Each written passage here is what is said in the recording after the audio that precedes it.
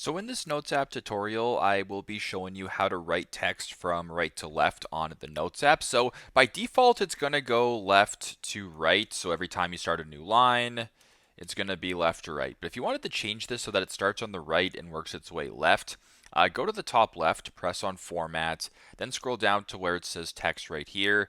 You can go ahead and select align right, or you can go down to here where it says writing direction, and you can go ahead and select right to left if you want. So if you were to go ahead and write right to left like this, hello, blah, blah, blah, I'll just go ahead and start this. So once again, format, text, writing direction, right to left, paragraph is right to left, just like that.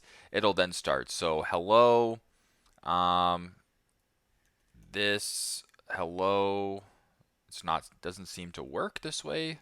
There we go.